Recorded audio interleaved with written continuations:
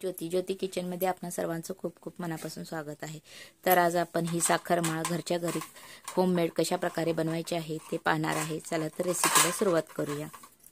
एक कढई घेतली आहे, त्यात मी 1 वाटी साखर घालत आहे आणि अर्ध्या वाटीला थोडं कमी असं पाणी घालायचं आहे आपल्याला आणि ह्याचा आपल्याला 1 तारी असा पाक बनवून घ्यायचा आहे।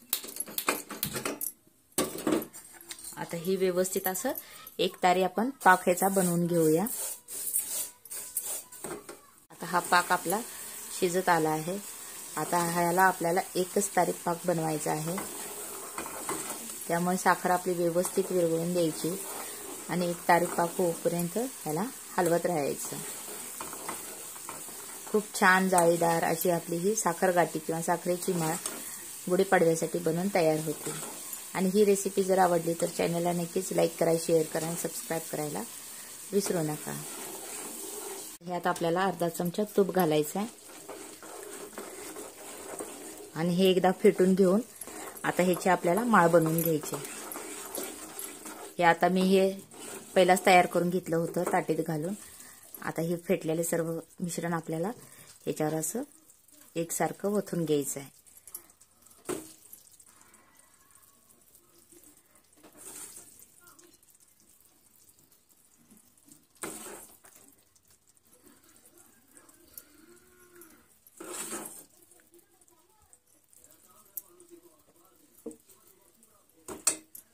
बॅटर मी व्यवस्थित असं पसरून घेतलं आहे। आता ह्याला एक 10 ते 15 मिनिटांसाठी गार होऊन देऊया।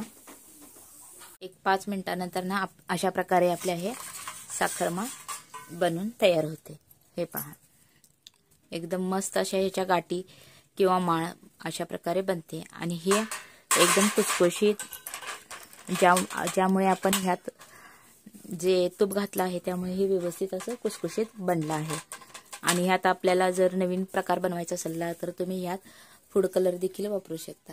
आणि ही रेसिपी आवडली असेल तर चॅनलला नक्कीच लाईक करा, शेअर करा आणि सबस्क्राइब करायला विसरू नका।